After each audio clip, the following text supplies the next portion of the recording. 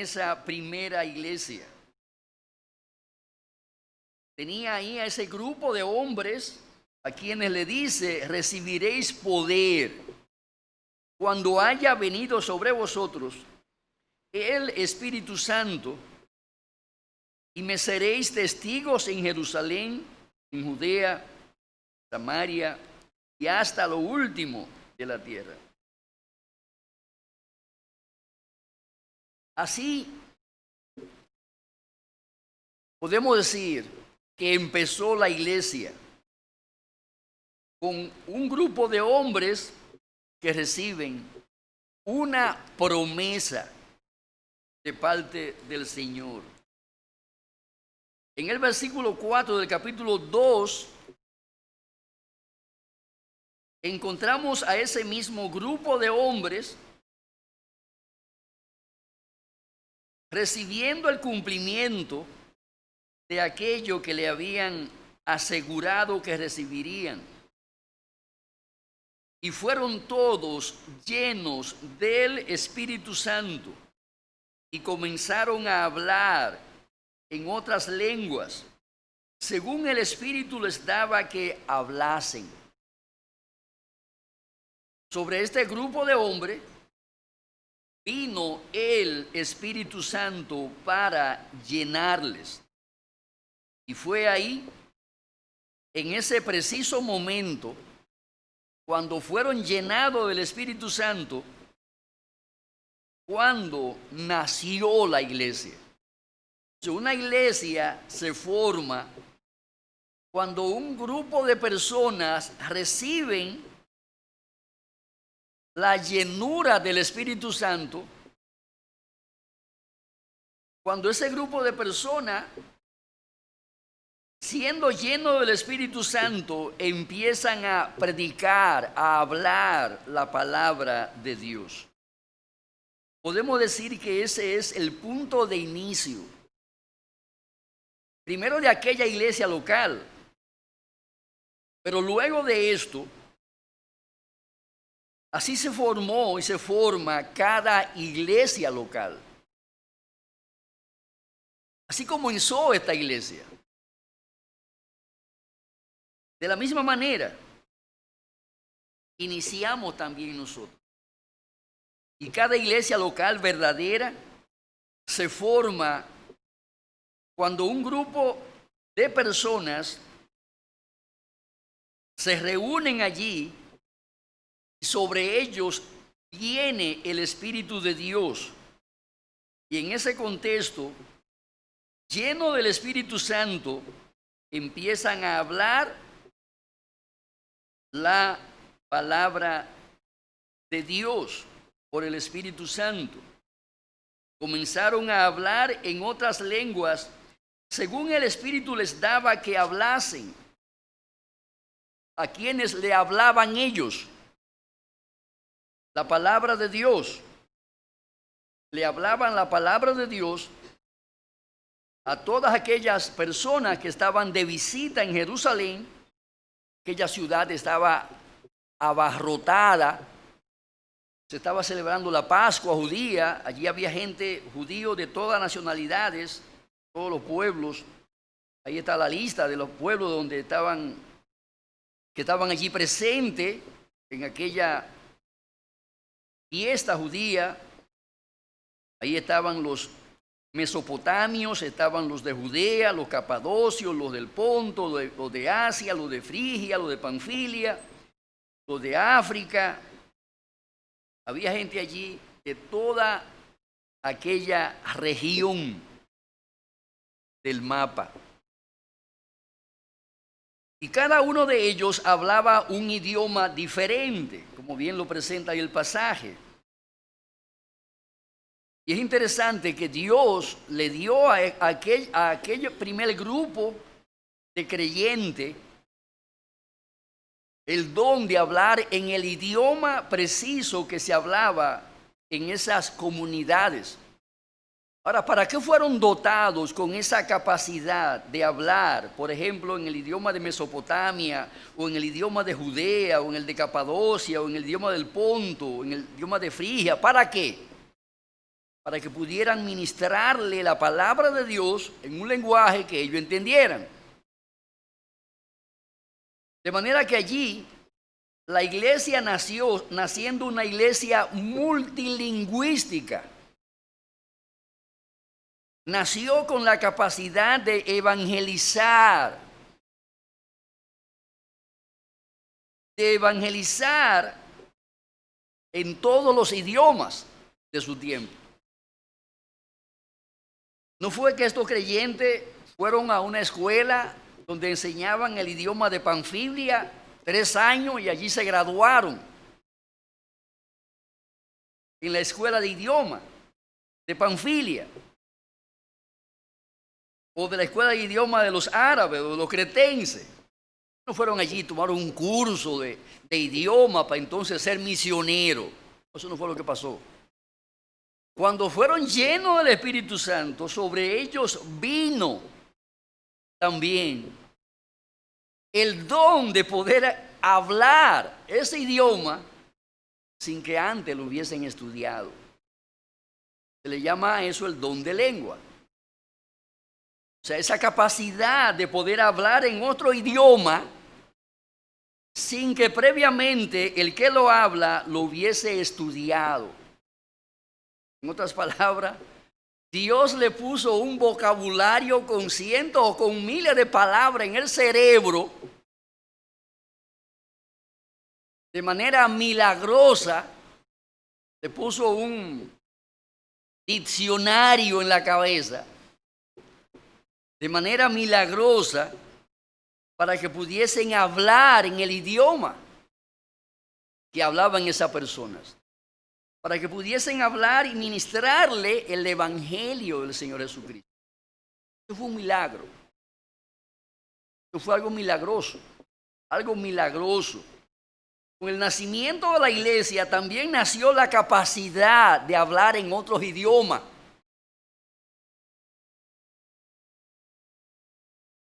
Eso fue algo realmente espectacular. Note la reacción de la gente. Estaban todos atónitos y perplejos diciendo unos a otros: ¿qué quiere decir esto? Mas otros burlándose decían: están llenos de mostos, están borrachos. No estaban borrachos. No estaban borrachos.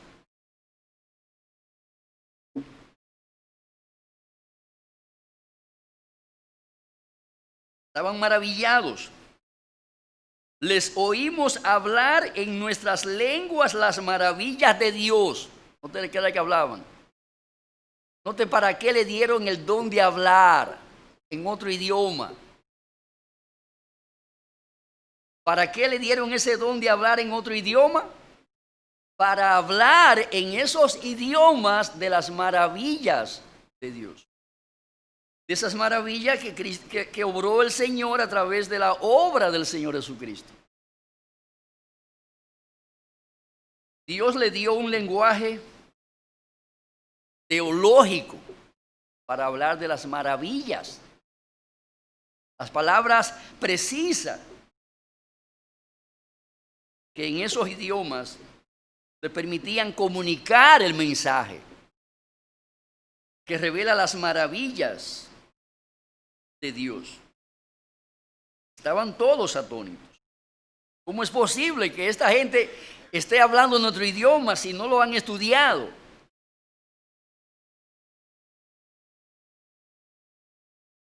Eso era parte del poder que Dios le había prometido. Hablar en otro idioma era parte del poder que Dios le había prometido. Poder para capacitarle, ¿verdad? Para ministrar las maravillas del Señor al corazón y a la vida de esas personas. Y eso es algo maravilloso, algo extraordinario. Así nació la iglesia. Nació del poder de Dios y nació con la capacidad de hablar y de predicar las maravillas del Señor. Y para hacer eso, Dios quitó las barreras del idioma.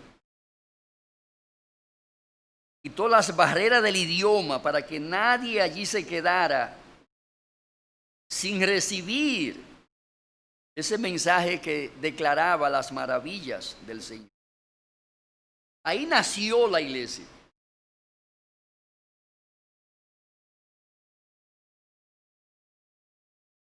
Para evidenciar que no estaban borrachos, verso 14, entonces Pedro, poniéndose en pie con los 11, alzó la voz y les habló diciendo: varones judíos y todos los que habitáis en Jerusalén, esto os sea notorio y oíd mis palabras, dice él.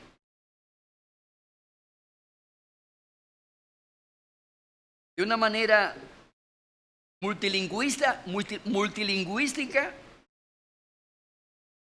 primero que nada, se predicó el evangelio de manera personal, de persona a persona. Para eso fueron dotados de ese don de lengua aquellos que estaban en el aposento alto,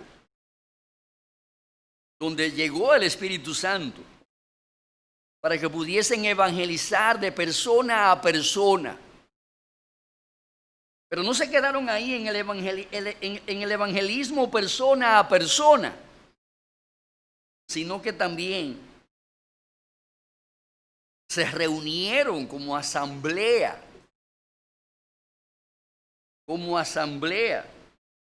Entonces Pedro, poniéndose en pie con los 11,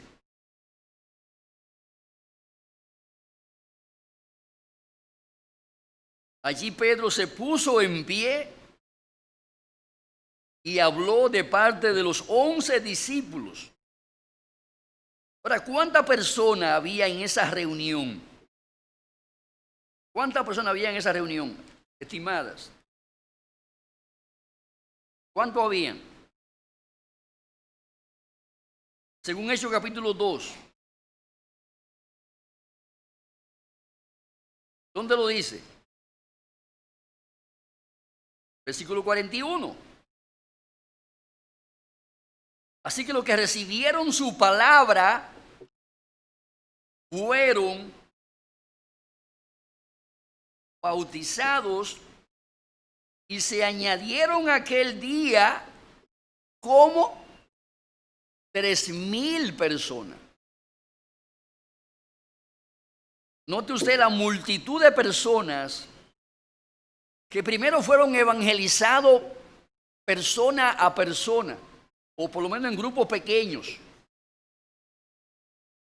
Luego de ese evangelismo personal, vino la asamblea, donde Pedro con los 12, poniéndose en pie, empezó a proclamarle allí las maravillas del Señor. Se añadieron aquel día como 3,000 personas. ¿A quiénes se añadieron? ¿A dónde se añadieron? A los 120 iniciales, donde vino el Espíritu Santo y le llenó con su poder. De manera que la primera iglesia nació con una membresía estimada de 120 personas. La primera iglesia se formó con una membresía estimada de 120 personas. De allí dio un salto, puede observar ahí, de 120 más 3,000, según hace constar ahí el apóstol. Una buena iglesia, una iglesia donde hay 3,120 personas, un grupo grande. Es un grupo grande. ¿Qué lazo de tiempo le tomó al Señor formar ese grupo, esa iglesia formada por esa membresía? Obviamente que no fue muy largo el lazo de tiempo. Entre la llegada del Espíritu Santo y esa primera reunión, ¿cuánto tiempo habrá pasado? Pocos días. Un día, 2 días, no más de 3.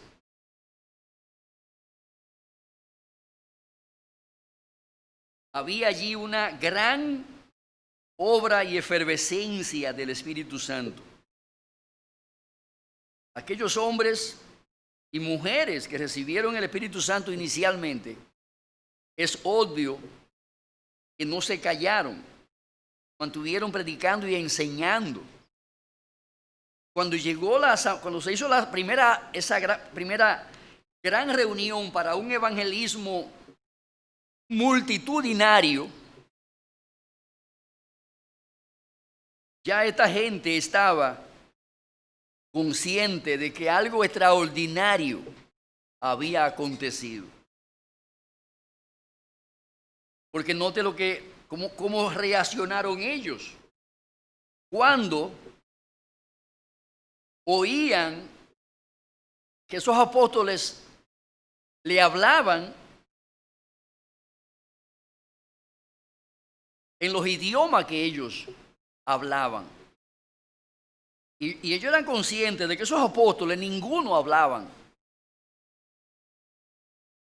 en el idioma de Mesopotamia o de Judea o de Capadocia o del Ponto, que eran dialectos.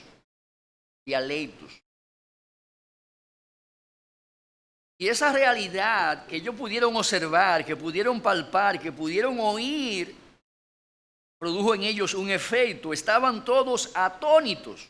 No te dice que estaban todos atónitos. Estaban todos atónitos. Además estaban perplejos. En otras palabras, estaban preguntándose, cuestionándose, ¿qué sería aquello? ¿Qué tipo de fenómeno será esto? Porque no es normal. No es normal que una persona hable un idioma sin que antes lo estudie. Eso no es normal. Eso no es normal, que alguien hable, y no solamente que diga 2 o 3 palabras, porque cualquiera dice 2 o 3 palabras en chino o en alemán. Porque hay palabras que se parecen a otras. Hay muchas palabras en inglés que se pronuncian casi igual en español. Yo me sé un montón de palabras en inglés, pero no porque yo estudié inglés, porque yo sé español. Se parecen y naturalmente hay un conocimiento en mí de español que sé bastante palabras en inglés, porque son comunes. Pero este no es el caso. Este no es el caso. Por eso estaban atónitos y estaban perplejos. Por eso se preguntaban unos a otros, ¿qué quiere? ¿Qué significa esto que está sucediendo, este fenómeno? ¿Cuál es la razón de ser de este fenómeno? ¿Cuál es la causa que le dio origen a este fenómeno tan raro? Porque no es normal que alguien pueda hablar de manera elocuente las maravillas del Señor en un idioma que no ha estudiado.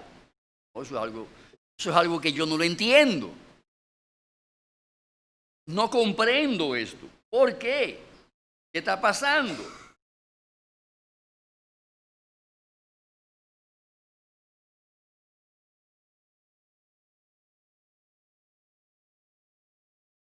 Están borrachos, están ebrios. Esa fue la conclusión a la que unos llegaron. Porque un borracho habla muchísimo disparate. A veces hablan en un lenguaje que usted no lo entiende. Hermano, el romo no produce un milagro como ese. Estaban equivocados medio a medio. El ron no produce un milagro de esa categoría. El ron lo que hace es que embrutece a la gente, lo pone a hacer disparate.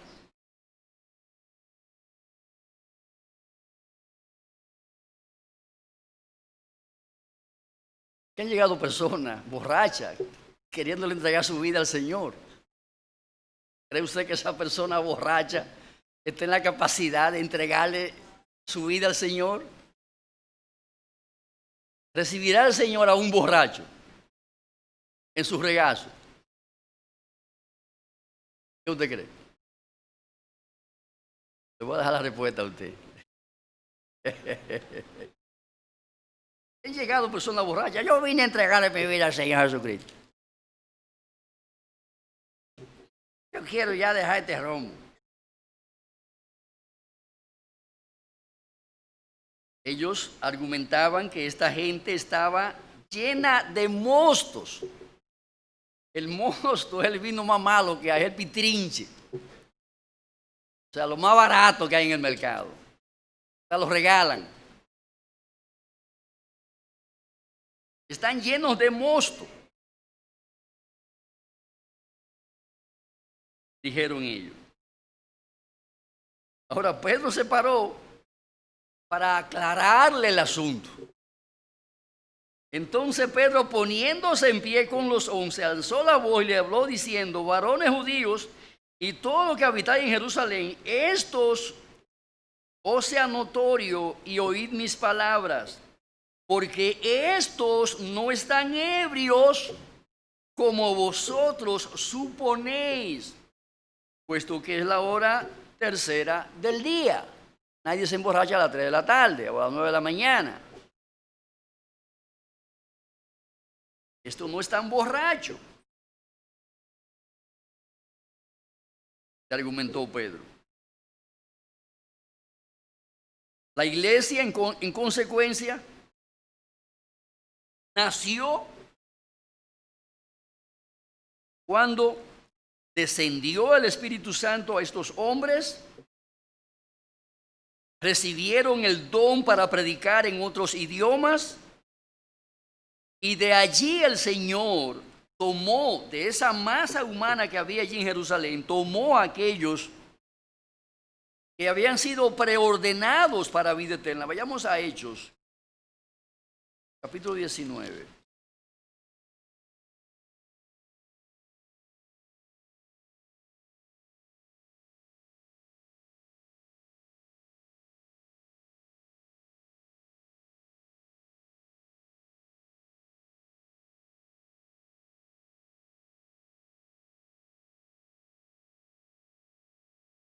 Verso 20. Así crecía y prevalecía poderosamente la palabra del Señor. Y esto habla, es lo que quiero hacer notar, de la evolución, de cómo fue evolucionando, de los efectos que iba produciendo la palabra de Dios, en la medida en que ella era predicada en las diferentes comunidades donde llegaban esos hombres y mujeres que fueron llenos del Espíritu Santo originalmente. Esa gente nunca se vació del Espíritu, se mantuvieron siempre llenos. Por eso donde llegaban, el mensaje crecía y prevalecía poderosamente. O sea, el mensaje producía aquellos frutos para los cuales fueron capacitados esos hombres para la proclamación del Santo Evangelio. Vemos aquí como Pedro en nombre del grupo toma la palabra y predica su primer sermón. Y esto es interesante. El primer sermón que se predicó en la iglesia, reunida como asamblea para adorar a Dios, fue un sermón evangelístico. Fue un sermón para dar a conocer las buenas nuevas de salvación. ¿Cómo fue el primer sermón que predicó el apóstol Pedro? Evangelístico. Fue un sermón evangelístico de tapa a tapa. Y es interesante observar ese sermón, Porque lo primero que observamos en este pasaje, en ese sermón que Pedro predicó, es que fue un sermón escritural. Fue biblina lo que soltó Pedro por esa boca. Biblina. En segundo lugar, fue un sermón incisivo. Fue un sermón con una punta aguda para herir las conciencias de aquellos que estaban allí reunidos. En tercer lugar, fue un sermón valiente. Había que ser un hombre macho, varón masculino, para pararse ahí, en ese contexto judío, cuyos nervios estaban crispados en contra de todo lo que le oliera a Cristo, para predicar un sermón de este carácter, de este talante. Fue un sermón valiente. Fue un sermón desafiante y acusativo. Pero también podemos observar que fue un sermón cristocéntrico. Cristocéntrico de tapa a tapa. Fue un sermón de un contenido sobrio y contundente. Sobrio y contundente. Que conmovió las entrañas. Hirió las sensibilidades. Creó un terremoto en el interior de esa masa humana que estaba allí reunida. Un sermón conmocionante, ¿cómo se dice? Conmocionante. Un sermón conmocionante. Dicho o pronunciado con toda la urgencia que necesitaba, con toda la pasión que se necesitaba, con toda la sensibilidad que se necesitaba. Un sermón con pasión, un sermón con, ¿qué más? Con urgencia, un sermón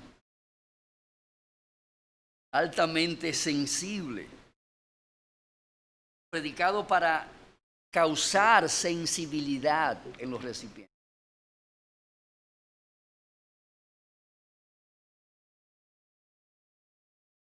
Sepa pues ciertísimamente toda la casa de Israel que a este Jesús a quien vosotros crucificasteis, Dios le ha hecho Señor y Cristo. Eso es lo que se llama un palo de gallera. Un palo de gallera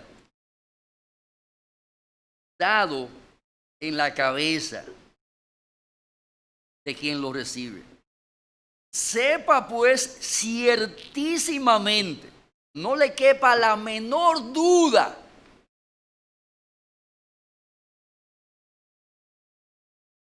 casa de Israel, que a este Jesús, note lo que él dice, a quien vosotros crucificasteis.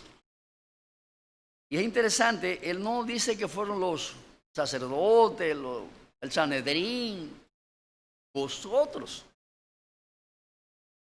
Todo el que estaba ahí fue parte de esa crucifixión. En otras palabras, Pedro aquí está predicando con el dedo acusador delante. Tú lo crucificaste. Tú lo crucificaste. A quien vosotros crucificasteis, a ese mismo, Dios lo ha hecho Señor, Adonai,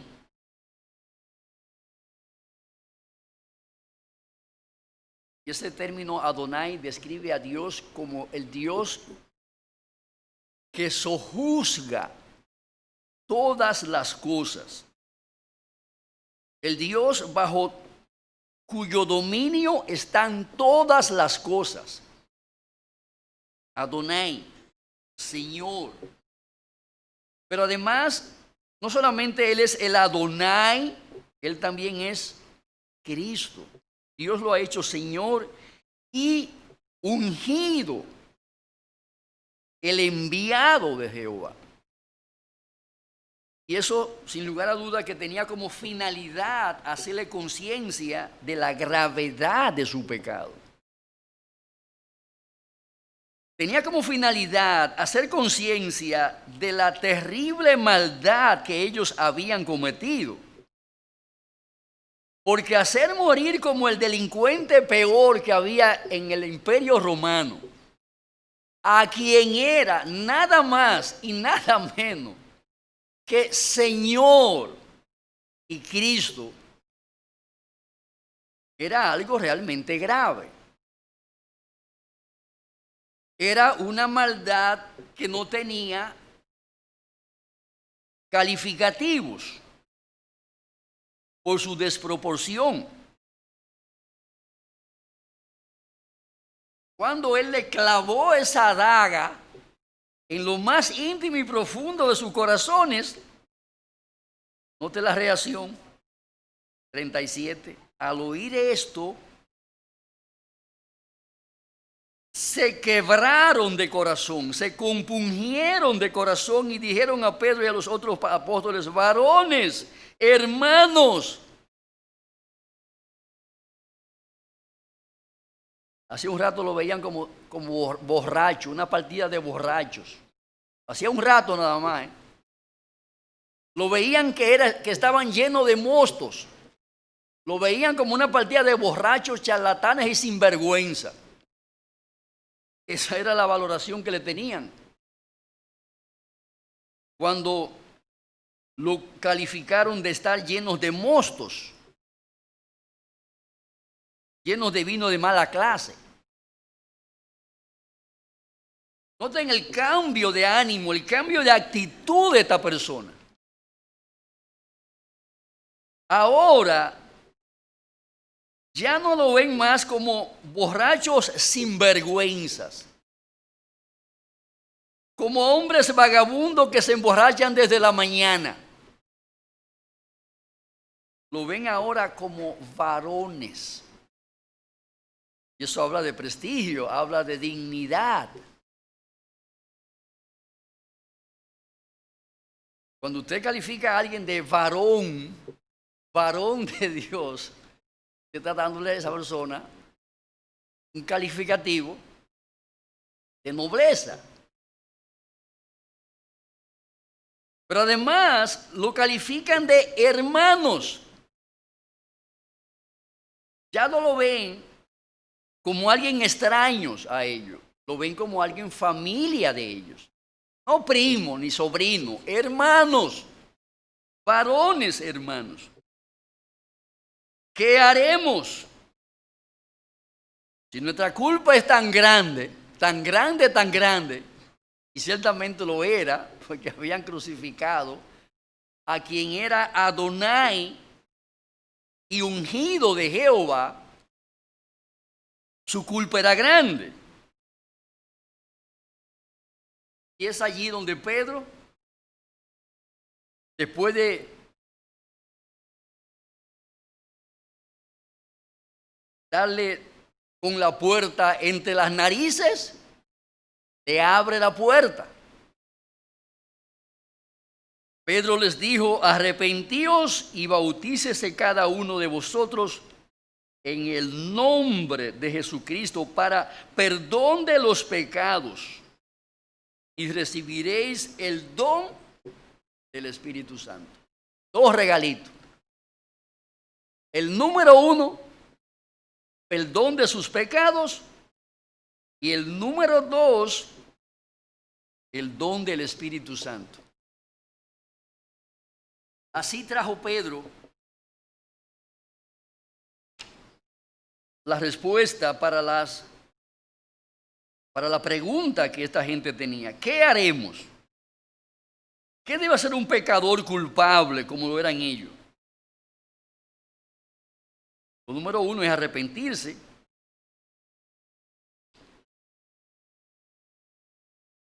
Arrepentirse y bautizarse en el nombre de Jesucristo.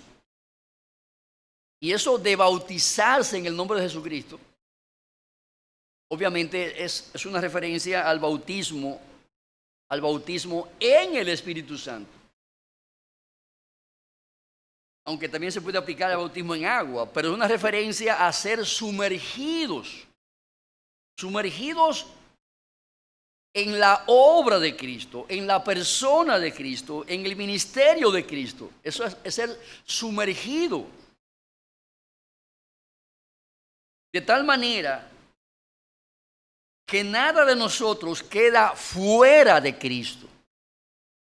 Todo nosotros, todo lo que somos, todo lo que tenemos, debe ser enterrado, sumergido en Cristo. Eso es lo que significa la palabra bautizo aquí. Bautizo. Arrepentíos. Y después que te arrepientes, debes de sumergirte en Cristo. Tú debes de ser cubierto por Cristo.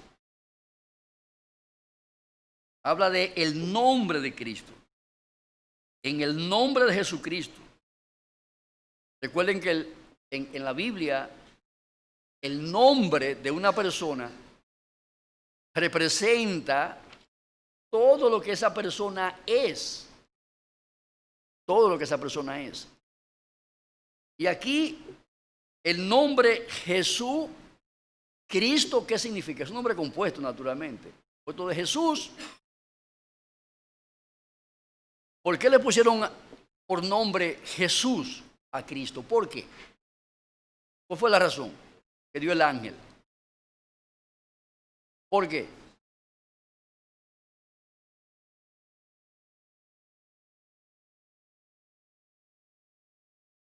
Pondrá por nombre Jesús, le dijo el ángel a María, y le dio la razón, porque Él salvará a su pueblo de su pecado.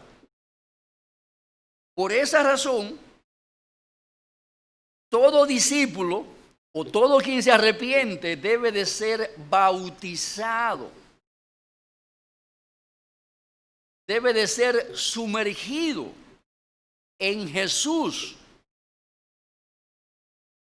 Porque Jesús, con su sangre derramada en la cruz, es el que nos lava, nos limpia y nos perdona de todos nuestros pecados.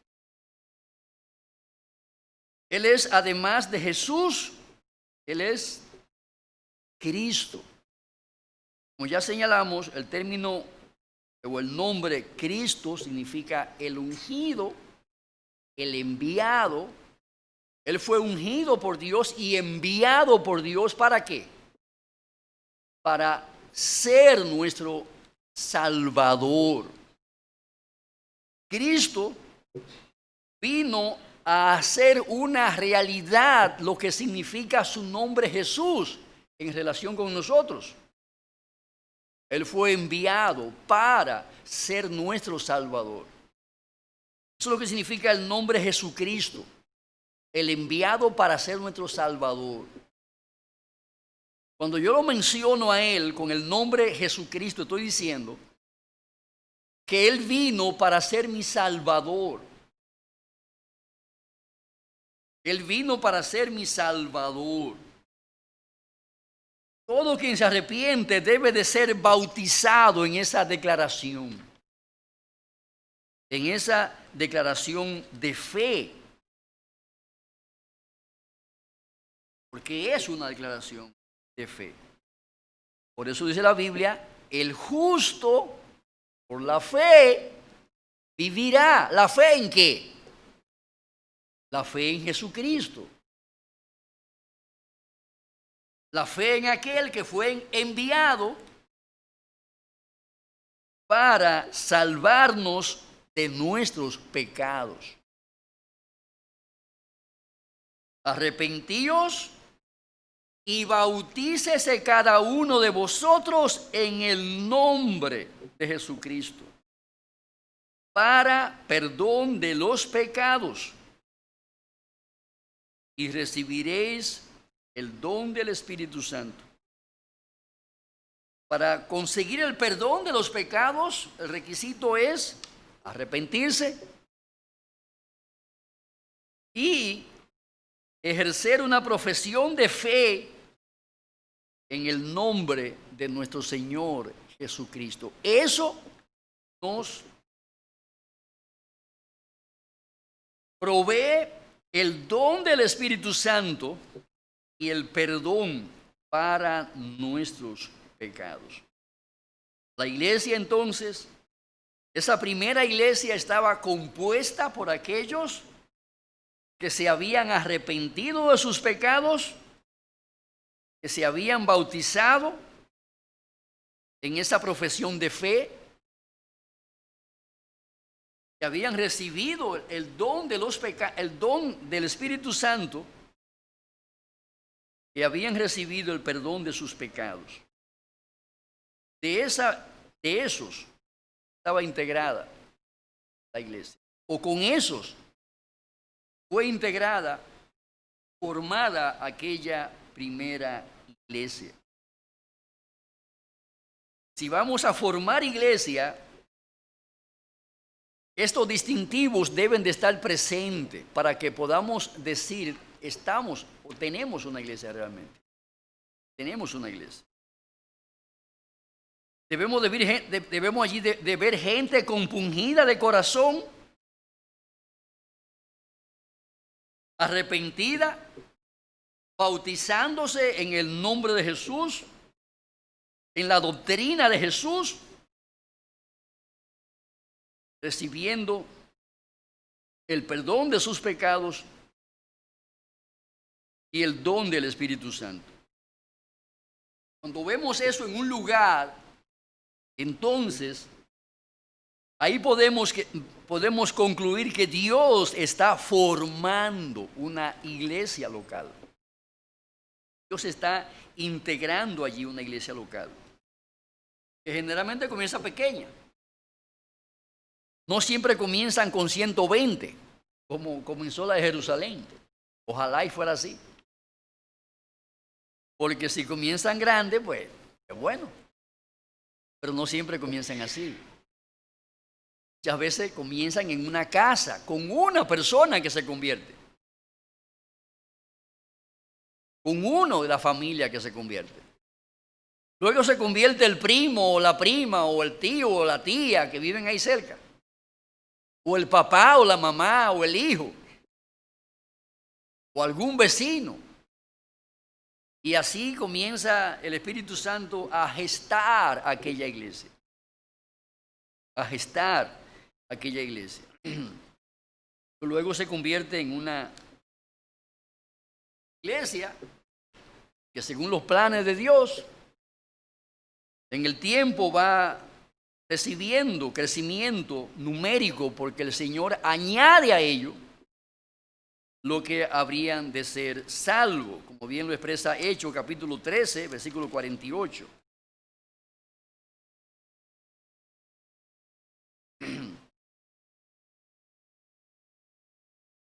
Hechos 13, 48.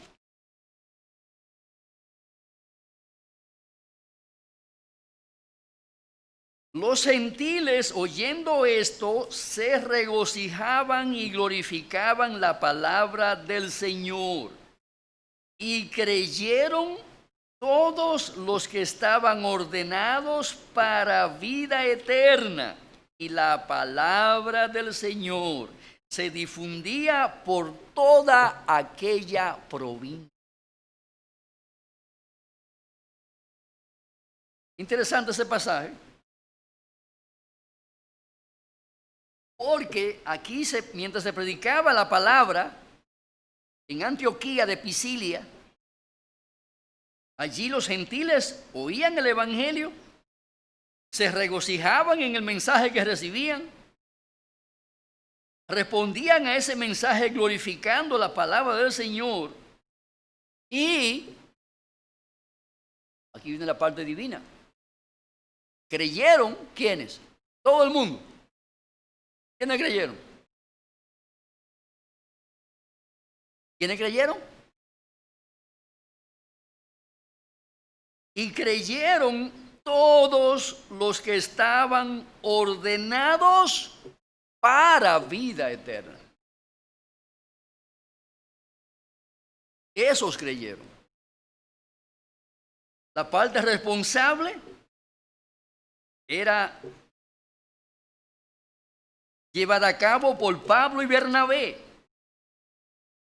Verso 46, Pablo y Bernabé, hablando con denuedo, dijeron: a vosotros, a la verdad, era necesario que se os hablase primero la palabra de Dios, mas puesto que la desecháis y no os juzgáis digno de la vida eterna, he aquí nos volvemos a los gentiles, porque así nos ha mandado el Señor, diciendo: te he puesto para luz de los gentiles, a fin de que seas para salvación hasta lo último de la tierra. Pablo asumió el llamado y cumplió con el ministerio que le habían encomendado. Su meta o su envío, o lo enviaron para que fuera a llevar la salvación hasta lo último de la tierra. Por eso lo vemos ahora predicando en tierra de los gentiles. Por esa razón, cuando él empezó a predicar a los gentiles, ¿cómo reaccionaron los gentiles? Viendo esto, se regocijaban y glorificaban la palabra del Señor. Y de esos gentiles, de esa masa de gentiles que había allí en Antioquía, creyeron todos los que estaban ordenados para vida eterna. ¿Quién ordenó a esos gentiles para vida eterna? El diablo. Se ordenaron ellos a sí mismos. Dios los había ordenado para ser receptores de aquel mensaje, creyentes de aquel mensaje, miembros de la iglesia del Señor. Y la palabra del Señor se difundía por toda aquella provincia. Note la reacción del diablo cuando se predica la palabra. Verso 50. Pero los judíos instigaron a mujeres piadosas y distinguidas y a los principales de la ciudad y levantaron persecución contra Pablo y Bernabé y los expulsaron de sus límites. Entonces ellos, sacudiendo contra ellos el polvo de sus pies, llegaron a Iconio. Y los discípulos estaban llenos de gozo y del Espíritu Santo. Pablo y Bernabé andaban, note, llenos de gozo. Contentos porque lo votaron.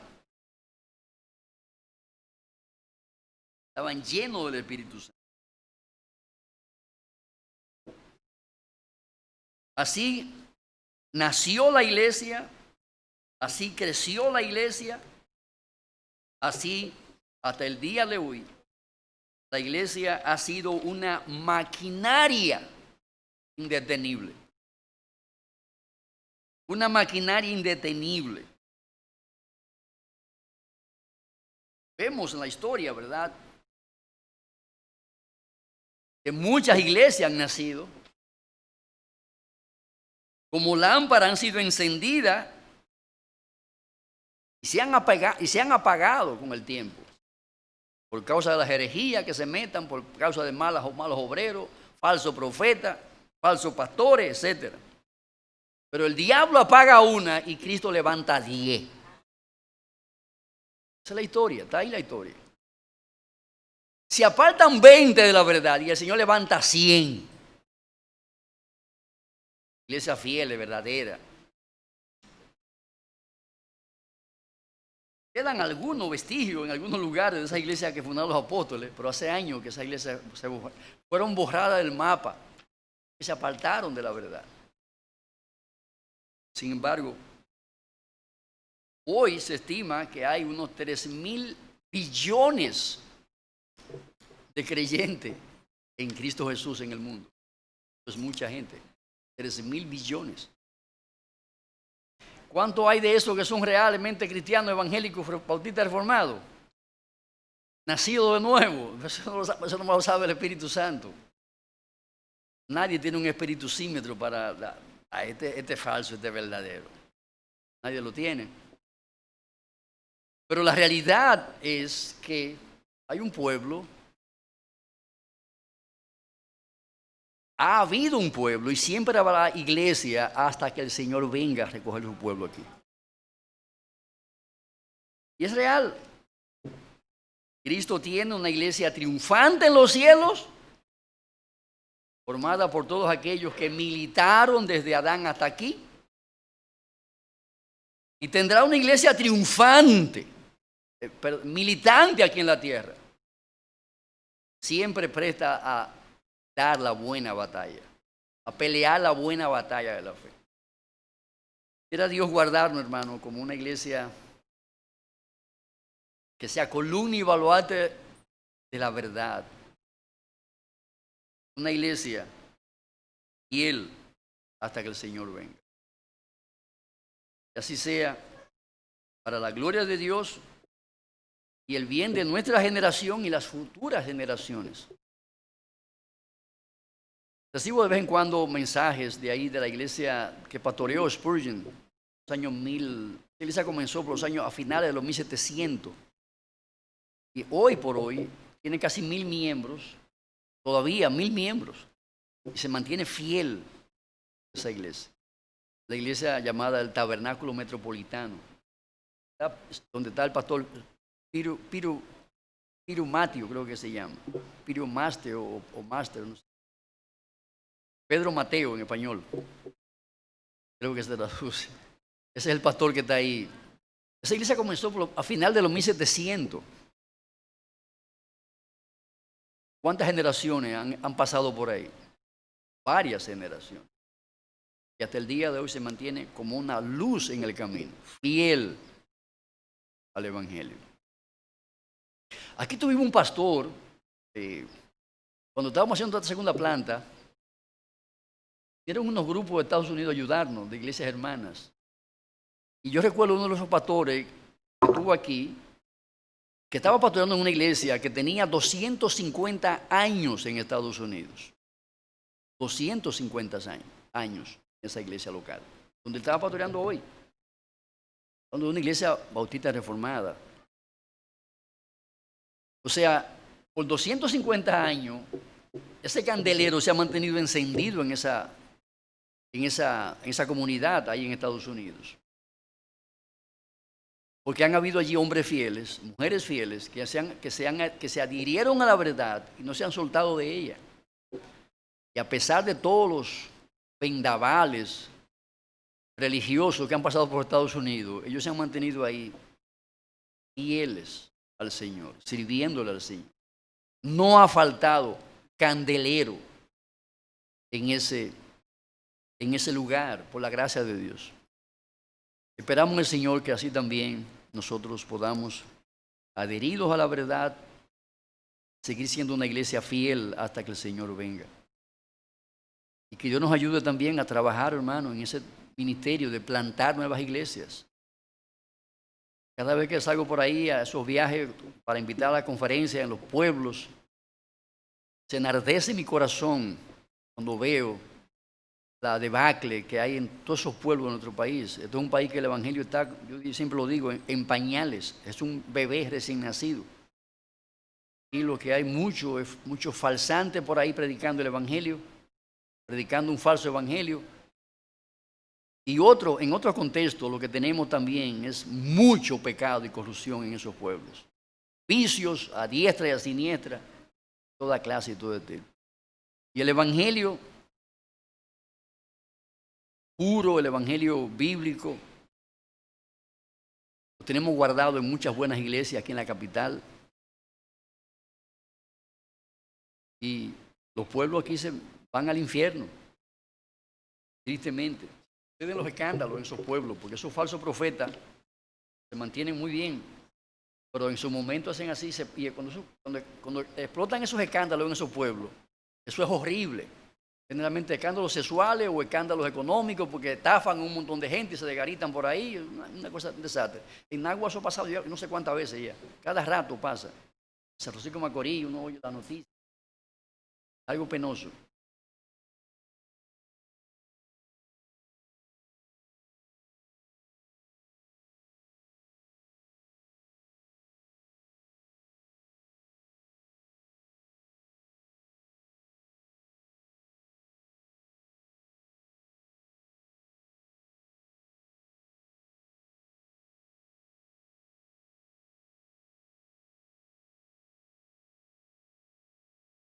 Así es.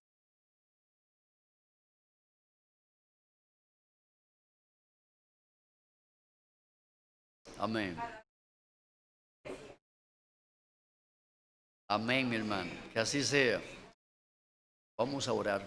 Padre, queremos darte gracias ahora porque tú nos concedes el privilegio de que hablemos de tu palabra y, Señor, examinemos estos fundamentos donde vemos el nacimiento de la iglesia de Cristo en esta dispensación de la gracia. Te rogamos, Señor, que tú continúe en el día de hoy bendiciéndonos, dándonos buena palabra para ser edificados como una iglesia sólida, una iglesia bíblica, cristocéntrica, que traiga honor y gloria a tu nombre. Te lo rogamos en el nombre de Jesús. Amén. Gracias, hermanos. Vamos a recibir.